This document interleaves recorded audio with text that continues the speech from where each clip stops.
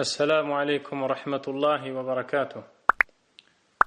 الحمد لله رب العالمين حمدا كثيرا طيبا مباركا فيه مباركا عليه، وأشهد أن لا إله إلا الله وحده لا شريك له، وأشهد أن محمدا عبده ورسوله صلى الله عليه وعلى آله وأصحابه أجمعين.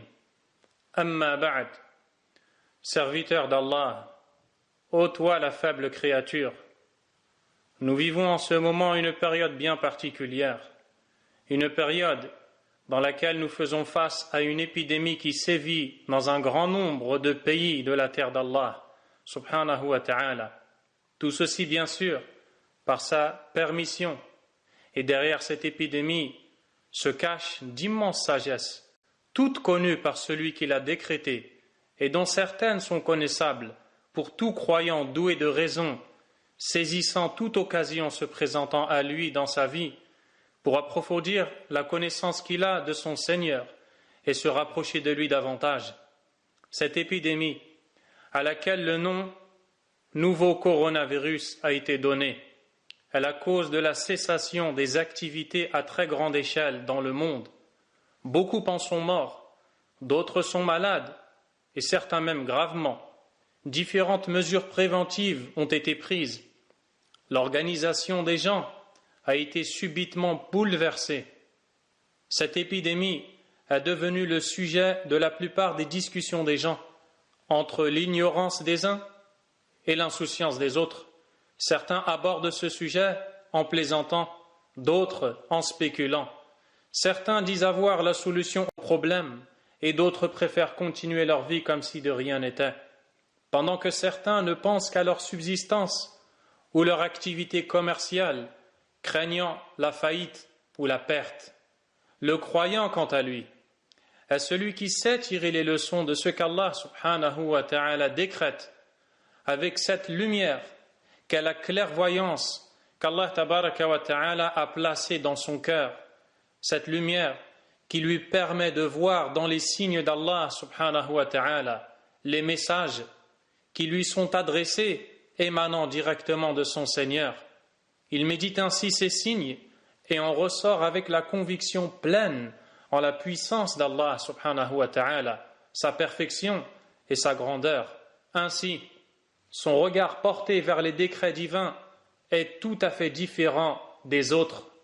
J'ai voulu en ce sens participer à aider le musulman à porter le vrai regard sur cet événement vécu par les gens. Et ceci dans une série d'interventions en direct intitulée « Ce que j'ai appris du coronavirus ». Ce titre a été choisi pour attirer l'attention de l'auditeur sur le fait que derrière toutes les épreuves, toutes les difficultés, il y a des choses à apprendre. Et le but de cette série, si Allah le permet, en cette soirée du 24 de Rajab de l'an 1441, de l'hégire du prophète Mohammed sallallahu alayhi wa sallam, correspondant au 19 mars 2020, sera de méditer sur cet événement et en tirer les leçons et sagesses à la lumière, bien sûr, du livre d'Allah subhanahu wa ta'ala et la voix de son noble prophète Mohammed alayhi salatu wassalam, et de voir ce que l'on peut apprendre de l'épreuve. Et sans le moindre doute, la situation des gens dans cette épreuve qui les touche, attire toute l'attention du croyant doué de raison, clairvoyant, sur un message adressé par Allah subhanahu wa ta'ala. En effet, un virus invisible à l'œil nu, qui est apparu subitement dans un pays lointain et qui s'est propagé à grande vitesse, a, par la permission d'Allah, changé le déroulement habituel des choses dans le monde, causant de très grands dégâts sanitaires, économiques et sociaux. Celui qui était à l'abri hier est paniqué aujourd'hui. Le riche craint désormais la pauvreté. La bourse a chuté. Les commerces sont fermés, l'espace aérien l'est aussi. Ainsi, les vols et les séjours ont été annulés. Les gens sont confinés dans leur demeure. Beaucoup de mosquées sont fermées. On se demande d'ailleurs s'il est sage de rapatrier les ressortissants de leur pays chez eux ou les laisser par crainte de voir l'épidémie se propager. On ne peut plus faire la toilette rituelle sur les défunts musulmans par crainte de la contagion. Et malgré les différentes frontières qui les séparent, les gens sont tous associés dans une seule et même crainte et préoccupation, la crainte à l'idée d'être atteint par ce virus, voire même d'en perdre la vie. Allahu Akbar. Et tout cela, ô croyants, nous amène à comprendre le message d'Allah subhanahu wa ta'ala, qui veut nous dire combien nous sommes faibles et assujettis à son ordre, combien nous sommes dépendants de sa volonté, peu importe nos origines, nos rangs, notre rang social, nos religions, nos richesses, nos modes de vie, nos projets, nos moyens, nos forces. Tout cela peut basculer en un temps record si Allah subhanahu wa ta'ala, le créateur des cieux et de la terre, le décide. En effet, quand Allah subhanahu wa ta'ala décide d'une chose, il nous informe qu'il n'a qu'à dire soit pour que cette chose devienne.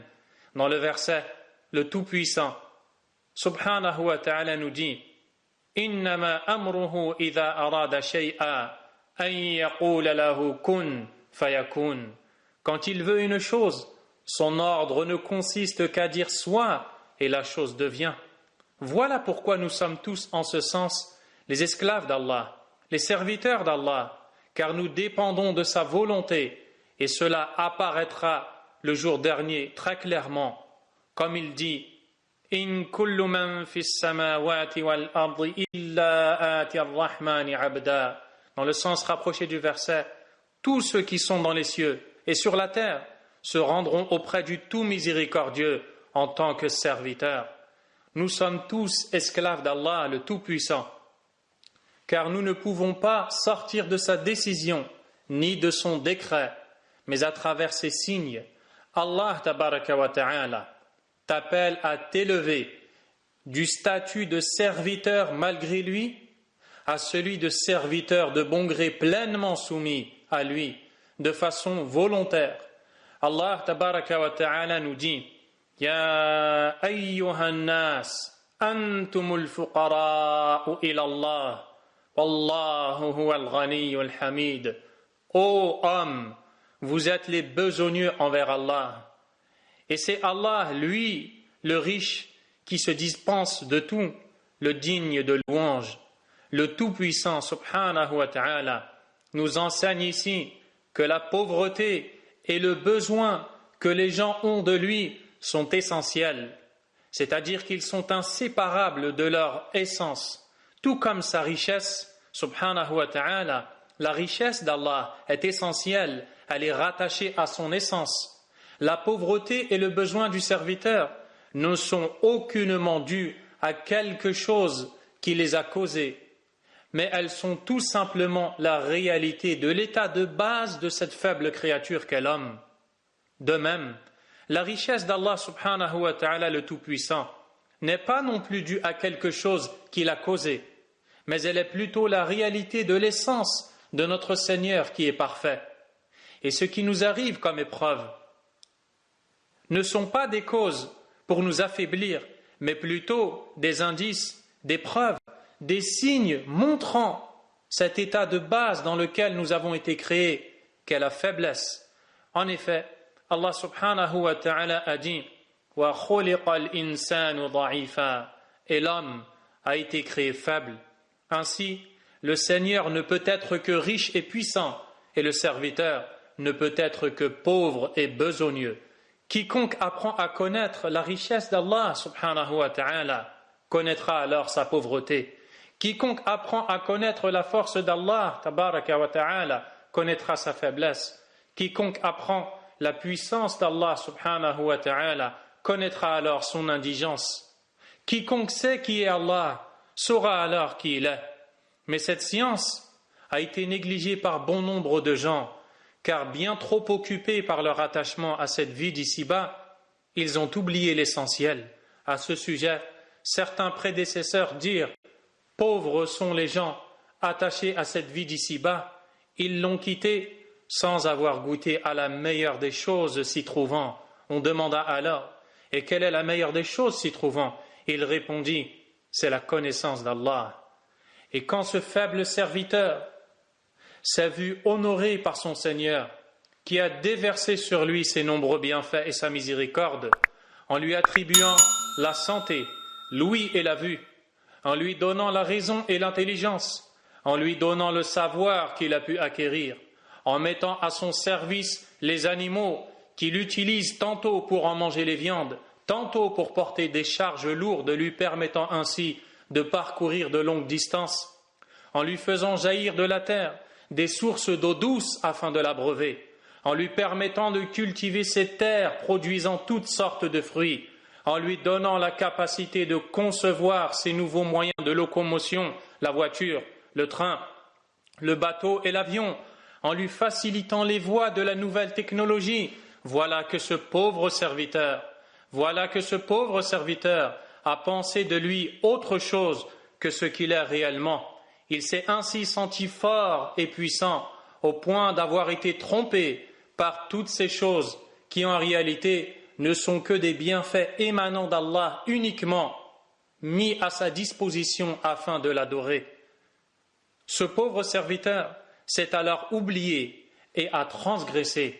Allah subhanahu wa ta'ala a dit خلق الإنسان من علق اقرأ وربك الأكرم علم بالقلم علم الإنسان ما لم يعلم كلا إن الإنسان ليطغى أن رآه استغنى إن إلى ربك الرجعى.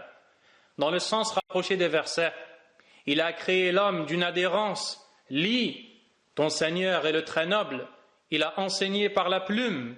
Il a enseigné à l'homme ce qu'il ne savait pas. Mais non, vraiment l'homme outrepasse les limites dès qu'il pense se suffire à lui-même. Mais c'est vers ton Seigneur que se fera le retour. Et quand cet homme s'est senti puissant, ô croyant, il a prononcé ces paroles en disant « Et qui est plus fort que nous? Et qui est plus riche que nous ?» Comme les ont prononcés d'ailleurs les habitants de ce pays à partir duquel s'est répandu ce virus. Ils disaient être imbattables, ils disaient être inimités. Allah tabaraka wa ta'ala leur a répondu en envoyant une minuscule créature, un virus invisible à l'œil nu qui les a paralysés économiquement, sanitairement, socialement. Allah tabaraka wa ta'ala envoie ainsi à l'homme des signes pour lui dire de revenir à lui, pour lui dire qu'il restera toujours faible quoi qu'il fasse, quoi qu'il atteigne comme niveau ou richesse. Ainsi, les plus heureux parmi les gens sont ceux qui se rendent compte et gardent constamment à l'esprit qu'ils ne peuvent se passer d'Allah subhanahu wa ta'ala un seul instant.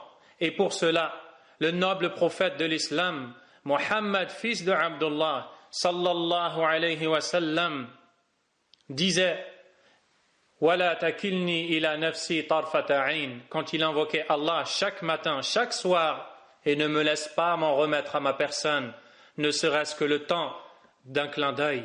Ces gens sont à l'image de ceux au sujet desquels Allah subhanahu wa ta'ala a dit إذ جاءتهم الرسل من بين أيديهم ومن خلفهم ألا تعبدوا إلا الله قالوا لو شاء ربنا لأنزل ملائكة فإنا بما أرسلتم به كافرون فأما عاد فاستكبروا في الأرض بغير الحق وقالوا من أشد منا قوة أولم يروا أن الله الذي خلقهم هو أشد منهم قوة وكانوا بآياتنا يجحدون فأرسلنا عليهم ريحا صرصرا في أيام نحسات لنذيقهم عذاب الخزي في الحياة الدنيا ولعذاب الآخرة أخزى وهم لا ينصرون.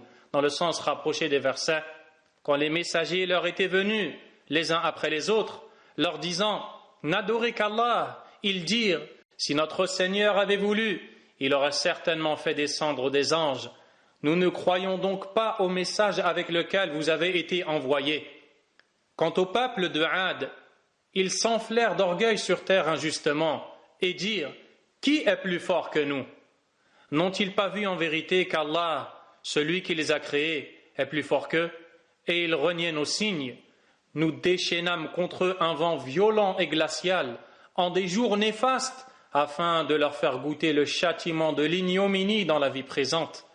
Le châtiment de l'au-delà, cependant, est plus ignominieux encore, et ils ne seront pas secourus. Allahu Akbar. Voyez comment leur Créateur leur a montré combien ils étaient faibles lorsqu'ils furent frappés d'un vent violent et glacial. Rien de leur richesse, ni de leur science, ni de leur force n'a pu repousser ce vent, car ils ne sont au final que des faibles serviteurs d'Allah. Et Allah tabaraka wa ta'ala a dit وَلَا يَعْلَمُ جُنُودَ رَبِّكَ إِلَّا هُوَ وَمَا هِيَ إِلَّا ذِكْرَى لِلْبَشَرِ. Nul ne connaît les armées de ton Seigneur à part lui, et ce n'est là qu'un rappel pour les humains. Pour cela, chers croyants, il nous appelle à méditer, subhanahu wa ta'ala, sur les nations passées qui, malgré leur force apparente, finirent par être avilies et réduits à l'impuissance totale. Dans le verset, Allah tabaraka wa ta'ala nous dit أَوَلَمْ يَسِيرُوا فِي الْأَرْضِ فَيَنْظُرُوا كَيْفَ كَانَ عَاقِبَةُ الَّذِينَ مِنْ قَبْلِهِمْ كَانُوا هُمْ أَشَدَّ مِنْهُمْ قُوَّةً وَآثَارًا فِي الْأَرْضِ فَأَخَذَهُمُ اللَّهُ بِذُنُوبِهِمْ وَمَا كَانَ لَهُم مِّنَ اللَّهِ مِن وَاقٍ ذَلِكَ بِأَنَّهُمْ كَانَتْ تَأْتِيهِمْ رُسُلُهُم بِالْبَيِّنَاتِ فَكَفَرُوا فَأَخَذَهُمُ اللَّهُ إِنَّهُ قَوِيٌّ شَدِيدُ الْعِقَابِ. Dans le sens rapproché du verset, ne parcourent-ils pas la terre pour voir ce qu'il est advenu de ceux qui ont vécu avant eux? Ils étaient pourtant plus forts qu'eux et ont laissé sur terre bien plus de vestiges. Allah les saisit pour leurs péchés et ils n'eurent point de protecteur contre Allah. Ce fut ainsi parce que leurs messagers leur avaient apporté les preuves, mais ils ont mécru. Allah les saisit donc, car il est fort et redoutable dans son châtiment. Subhanahu wa ta'ala. La vraie force n'est pas physique, non plus financière. Elle n'est pas une force mondaine. La véritable force, c'est la force de la foi. La vraie force, chers croyants, ô vous les gens doués de raison, c'est la force de la foi, au sujet de laquelle le prophète de l'islam sallallahu alayhi wa sallam a dit Al-mu'minu al-qawi khayrun wa ahabbu ila Allah min al-mu'min al-da'if wa fi kullin khayr. Le croyant fort est meilleur et plus aimé d'Allah que le croyant faible, bien que les deux aient du bien. La vraie force, c'est la force dont a parlé Allah subhanahu wa ta'ala. Man kana yuridu al-izzata falillahi al-izzatu jami'a. Dans le sens rapproché du verset, quiconque recherche la force doit savoir qu'elle appartient à Allah entièrement. La vraie force, c'est la force de l'attachement à Allah, de la soumission à Allah, de la confiance placée en lui et de son obéissance. C'est cette même force par laquelle un homme illettré venant de la péninsule arabique, nommé Muhammad ibn Abdillah sallallahu alayhi wa sallam, sans armée, et avec un petit groupe de compagnons autour de lui, a fini par conquérir les cœurs des gens de son époque, certes, mais aussi les vôtres, ô serviteurs d'Allah, et cela 1441 ans après son émigration vers la ville de Médine. Ne soyez donc pas distraits par ce qu'Allah vous a donné comme santé, enfants, argent et autres, car cela peut être la cause de votre perte au final. Et ces bienfaits qui vous ont été offerts aujourd'hui peuvent aussi disparaître en un seul instant. Ils ne vous ont été octroyés que pour que vous adoriez Allah et l'estimiez à sa juste valeur. Allah tabaraka wa ta'ala a blâmé dans le Coran ceux qui n'ont pas su reconnaître la valeur qui lui revient de droit en disant وما قدر الله حق قدره والأرض جميعا قبضته يوم القيامة والسماوات مطويات بيمينه سبحانه وتعالى عما يشركون. Et ils n'ont pas estimé Allah à sa juste valeur, alors que de la terre entière, il fera une poignée le jour de la résurrection. Également, Allah tabaraka wa ta'ala a dit وَمَا قَدَرُ اللَّهَ حَقَّ قَدْرِهِ إِنَّ اللَّهَ لَقَوِيٌّ عَزِيزٌ. Et ils n'ont pas estimé Allah à sa juste valeur. Certes, Allah est fort et puissant. Le prophète Nuh, alayhi salam, ayant longuement appelé son peuple à Allah, subhanahu wa ta'ala, sans voir de leur part une réponse favorable, finit par leur dire « Ma lakum la tarjuna lillahi waqara » Qu'avez-vous à ne pas vénérer Allah comme il se doit? Ainsi, ces signes, ces messages qu'Allah tabaraka wa ta'ala envoie doivent être compris par son faible serviteur.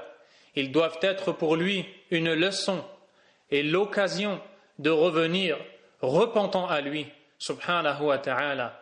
Allah tabaraka wa ta'ala a dit Inna fi khalqis samawati wal ard wa ikhtilafi al-layli wan nahar la ayatin li ulil albab الذين يذكرون الله قياما وقعودا وعلى جنوبهم ويتفكرون في خلق السماوات والأرض ربنا ما خلقت هذا باطلا سبحانك فقنا عذاب النار. Dans le sens rapproché du verset ou des versets, en vérité, dans la création des cieux et de la terre, dans l'alternance de la nuit et du jour, il y a certes des signes pour les doués d'intelligence.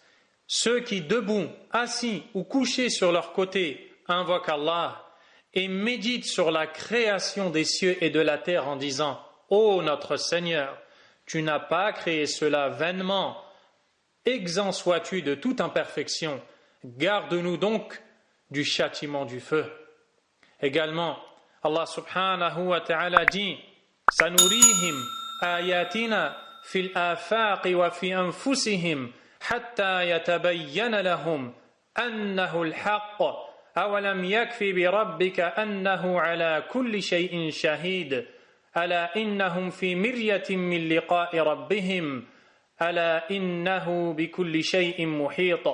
Nous leur montrerons nos signes dans l'univers et en eux-mêmes jusqu'à ce qu'il leur devienne évident que c'est cela la vérité. Ne suffit-il pas que ton Seigneur soit témoin de toutes choses? Ils sont certes dans le doute, n'est-ce pas, au sujet de la rencontre de leur Seigneur. C'est lui certes qui embrasse toutes choses par sa science.